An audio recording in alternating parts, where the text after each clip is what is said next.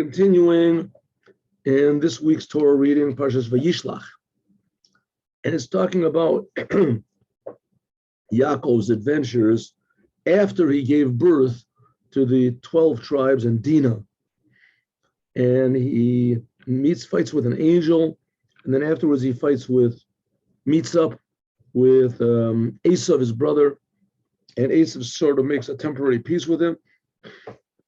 Then another adventure. Dina. What's the story with Dina? Dina gets raped. And because she gets raped, her brothers get angry at the rapist. And it happens to be that the rapist is a prince, and they kill the whole entire city. So let's see. The whole entire kingdom of the Leah went out, the daughter of Leah, that she gave birth to Yaakov, to see Bibinosa Oretz, to look around and see what the other women in the world are doing.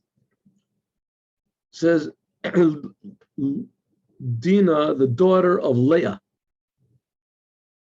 What do you mean she was the daughter? She was the daughter of Leah and Yaakov. It says afterwards she was given birth. Yaakov gave birth to her, but why did it say the daughter of Leah? So it's the daughter of Leah, not the daughter of Yaakov, because she was a wanderer. She wandered around, therefore she's called Leah. Leah also used to wander around, go out from the house and wander around, like it says, Vatetse Leah likrato, with the dudaim. Remember we learned last week that Leah went out. So we see that both of them were, it was considered to be a negative thing that a woman went out of the house too much. It was a thing that was not. Nowadays things have changed a little bit, but back then for certainly not.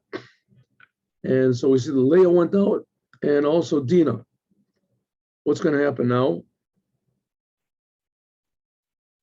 He says that there's three reasons, the HaChaim, that first of all, she's the daughter of Leah. Leah used to go out, like Rashi said. Second reason is because she was the only daughter among the boys. So therefore she sort of acted like the boys. She was independent. And the third one is she went out to see the daughters of the world. What does it mean? That Shem brought young ladies around the tent of Yaakov, and they would like sing and music and things like that. And Dina went out to hear the music. That's the third reason of the going out. She vayetze Dina, that she went out to see what was going on with the other people. She wanted to, how do we say, express herself. From this, you also find out that it could be that Shechem didn't know that Yaakov had any other sons, because she was famous. Yaakov was famous.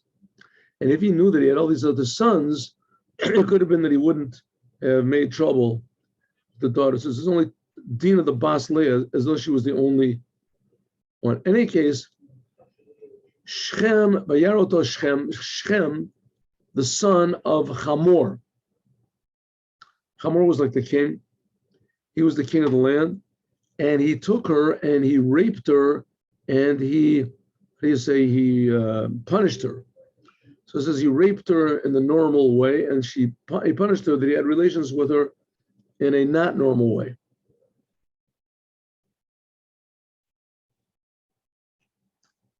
And he loved her. He said he really wanted her. He loved the young girl, and he spoke to her heart. And he said, listen, your father paid a whole fortune for this little plot of land to bury your grandfather, to bury this plot of his spell, spent 400 shekel kesef for this little burial place. I'll buy this whole entire city and all the fields. Everything is going to belong to you. Shem said to his father, do me a favor, talk to the parents of this girl and convinced them, let them marry me. Yaakov heard what happened over here, that they defiled his daughter. And all of his sons, they were in the fields. And Yaakov kept quiet until they came. What does it mean? He sent for them, says the Or HaChaim, he sent for them, and he was waiting for them to come. He didn't tell why. And Chamor, the father of Shechem, Shechem, he was the rapist over here. Chamor, he was like the king. And Chamor, he went to Yaakov, and he wanted to speak to, also when he saw that Yaakov was quiet, so he was worried, maybe maybe I made him mad. Anyway, meanwhile, the sons of Yaakov came from the field as soon as they heard, and they were very upset. And they became very angry because a disgusting thing was done to a Jewish girl to have relations with the daughter of Yaakov, and this is the thing which should not be done. And he says, what does it mean? Rashi says it shouldn't be done to rape a unmarried girl. That even the non-Jews, they made certain limits in the world not to marry. I mean, you can see, for instance, in America, very strange. In America, they want everything to be permissible now. Men, there's no such thing as male sex, female sex. Bestiality, all these terrible things are okay. But still, there's this thing of a person doesn't get married to his mother. I mean, maybe soon, God forbid, they'll realize, they'll come to their senses and say, hey, why are we refraining from this? But in any case, it doesn't make any sense. But they do. So there are certain things that naturally people refrain from. They can overcome their nature, I'm sure, People overcome, naturally a person knows that it's wrong, and therefore they don't do it. Okay.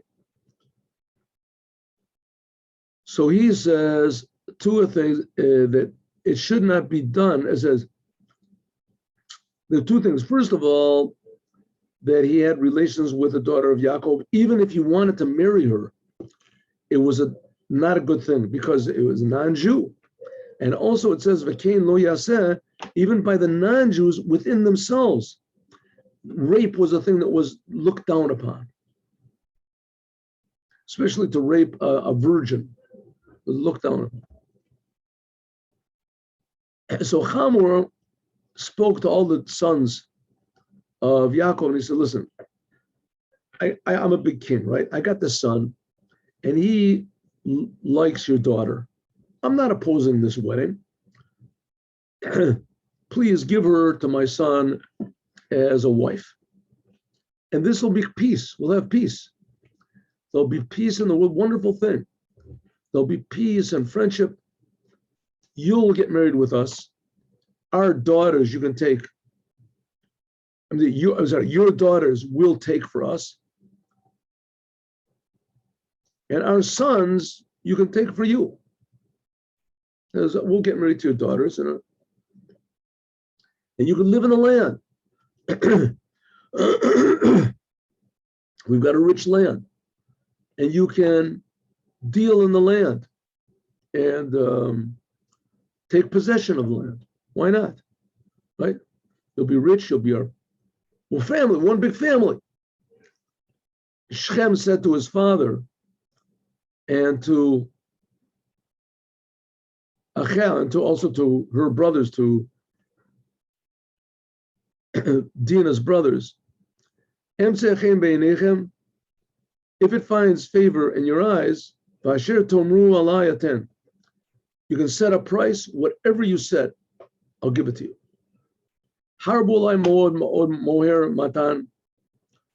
Increase very much the dowry.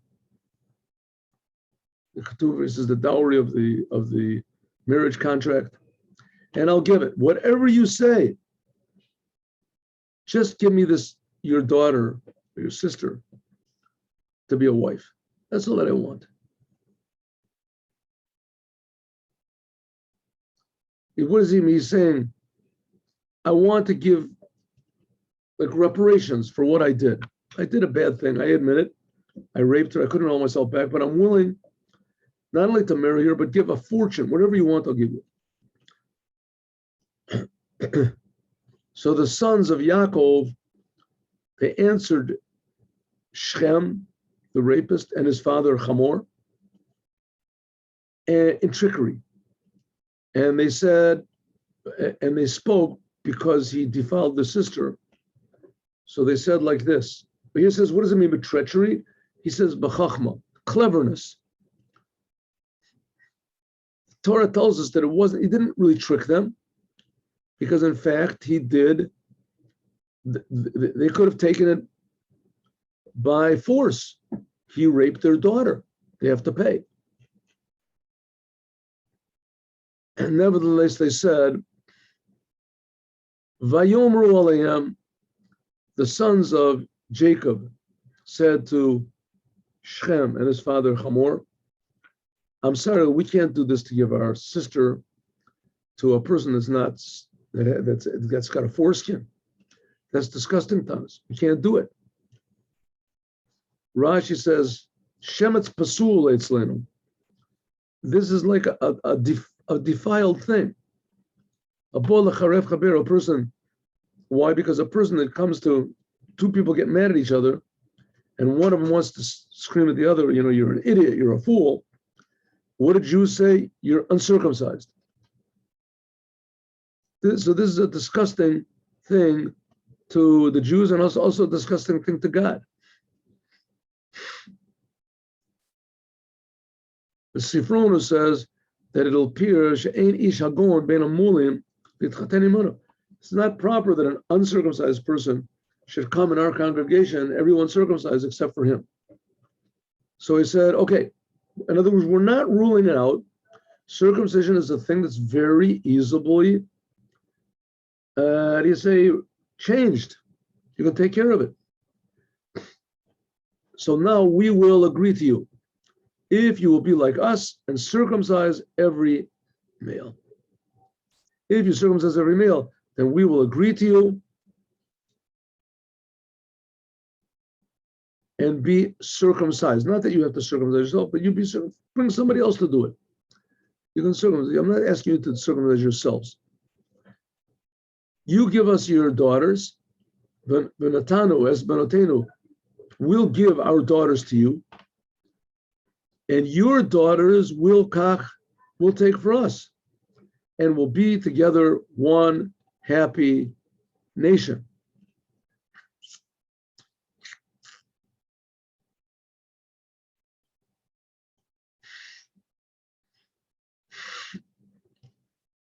But if you don't want to listen to the HaChaim says, this is really a clever thing that the sons of Yaakov did, because usually a person who is a trickster, a charlatan, usually he's not exact in the details. He just gives them the best deal possible. Right? He wants to be as lenient as possible because he wants to lure the other person into giving us money or making an investment. But Yaakov, they changed it around and they said, no. And what did you say before? You'll take our daughters and you'll give us your sons. That's what he said before. No. We'll give us our daughters and you give us your daughters. Right? In other words, we can give or take whatever we want. We can take all of your daughters. They made it difficult.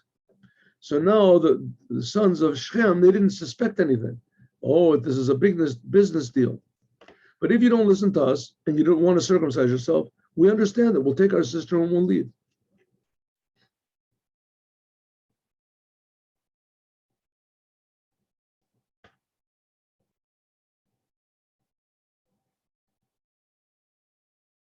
Because we don't need your money, we don't need your riches.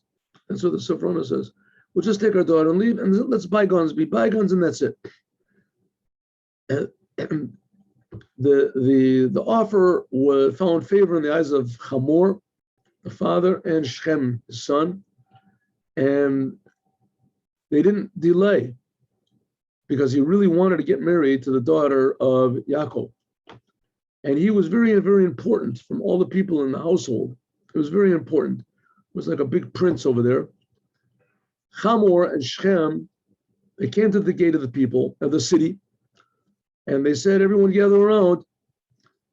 These people that came, these 12 sons and their father, these people are good people. That's what Hamor is saying to the nation. They want to live over here and we'll do business with them. They're a real benefit to us. And here we say we have a lot of land. Their daughters will take to us for women, and our daughters will give to them. What do you say about that? And what does it mean they're shalimim? Means that they're honest people, says Rashi. B'shalim, believe shalim. They're completely, how do you say, telling the truth. It's a true offer that they're making us. And here the HaChaim says that their heart is complete. What it means? That they don't have any hatred on what we did to their daughter. They're not angry about it. So we see that these are nice people, these Jewish people. But the only way that they'll be willing to stay is if we circumcise all the males.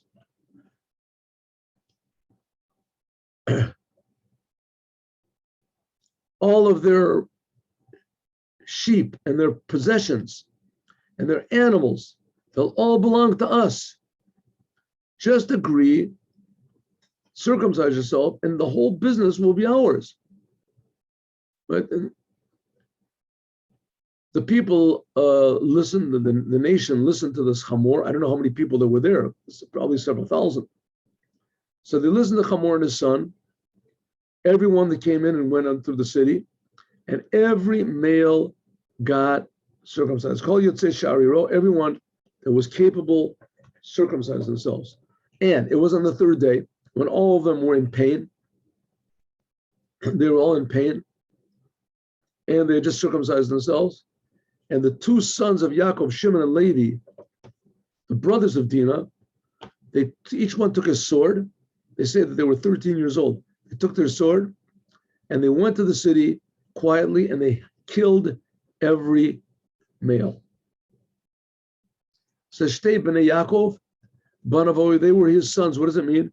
And nevertheless, they acted as Shimon and Levi like all other people. She'ein Banav. They didn't act like the sons of Yaakov. They didn't, in other words, what does it mean? They didn't go and ask him for advice. They just took things into their own hands. They're the brothers of Dina. Why? Because they were willing to sacrifice themselves for her. Therefore, they're called her brothers. So they went in Betach. They went in at Betach. So here it says Betach. Usually Betach means that they went in certain. So certain because, why were they certain? Because all the people were in pain. And they were also Betach, they were certain of the power of Zaken, that their father was praying for them. And they knew that his prayers would be answered. Yaakov, the prayers of Avram, also the prayers of Abraham, and etc., the prayers that had been given by Avram and Yitzchak and Yaakov, that's why they were betach, they were certain that they would succeed. Well, Hamor and Shechem, they killed. And they took Dina, they killed everybody in the city. Hargu v'yavo, it says,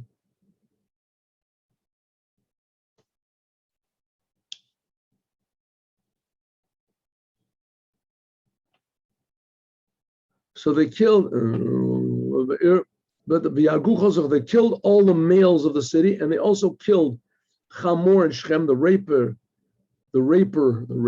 whatever, and his father.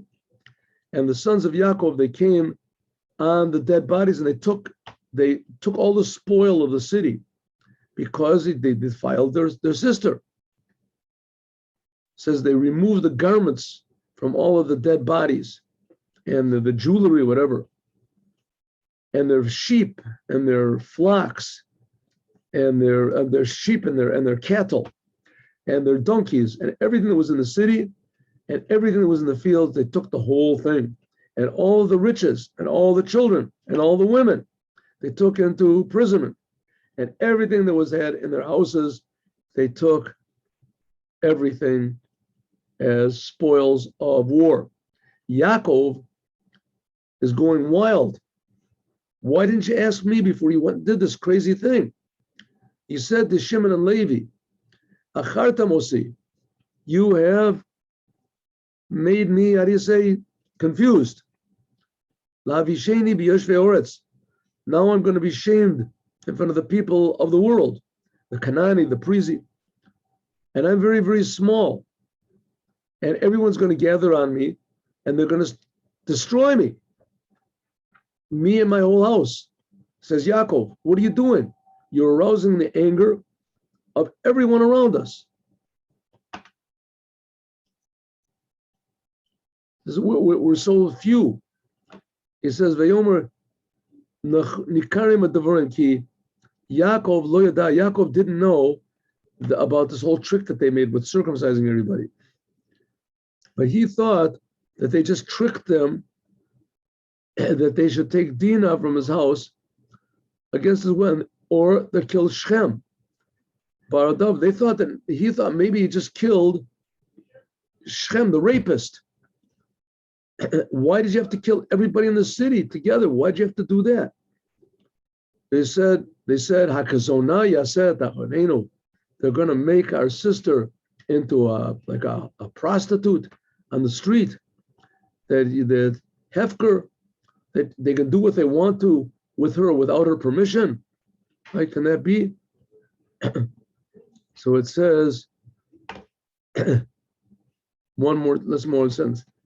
God said to Yaakov, go to Beit El and remain there and make over there an altar to God that saved you from Yaakov when you were running from Yaakov.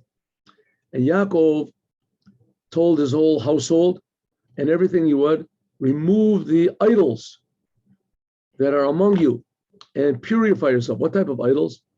Says they got these idols from the spoils of Shechem, because they were idol worshippers, and some of them had, diamonds in their eyes or whatever.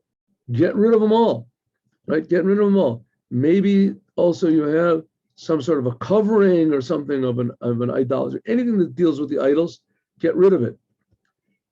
And let's go to Beit El. Let's stand up and go to the Bel, and we'll make the altar to God that has saved me in the days of my difficulties, and He was with me. And Yaakov put all these idols and all the rings, earrings, and things like that under some sort of a tree that was over in there in Shechem. And Vayisu, and they traveled. Now Yaakov is very afraid because they destroyed this whole city. So they're only 12. How many are there? And they're deathly afraid. They were the young children, right? But there were 12 of them, and they were deathly afraid that they would be attacked. And it says, Vayehi chitat Elokim al orim. There was the fear of God was on the cities that were around them, lo rodfu, and they did not run after the children of Yaakov. Chitat means fear. And in Chabad, they say chitat, you want to have the fear that the non-Jews won't, that your enemies won't harm you, so you have to have chitat. Chitat is Chumash, Tanya, and Tehillim. 5 books of Moses, the book of Tanya, and the book of Psalms. Chitat. And so it was that the fear of Yaakov and his sons was on everyone that was around. And basically that's all the action that happens over here, even though there's 2 more. Then God appears to Yaakov and He says, remember you fought with that angel, and the angel told you that you're going to get your name changed. Well, here it goes. Your name is not going to be called Yaakov anymore, but it's going to be El Yisrael. And we see that it's going to be called Yaakov. And it will be your name. And now from now on, your name is Yisrael. So you remember when Abraham had his name changed from Avram to Avraham. That's it. It became Avraham, and it was never mentioned in the Torah ever again, this name Avram. to the degree where they say that Avram, he gave birth to Ishmael, not Avram. The word Avraham is never mentioned in connection with Ishmael, except when he evicted him from the house.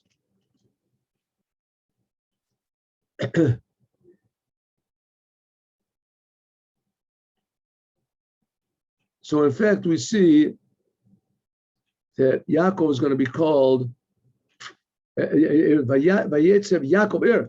It says again that Yaakov made a monument. Here's Yaakov. I thought his name was changed. We just said over here his name was changed to Yisrael. So we say no. By Abraham, his name was changed and it never reverted back. But Yaakov is two different levels in the Jewish people.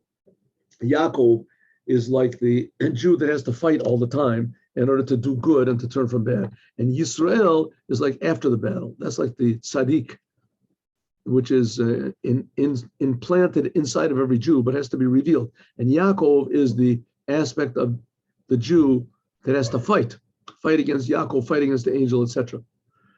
God willing, tomorrow we'll learn the Haftorah. Have a good day with Mashiach now.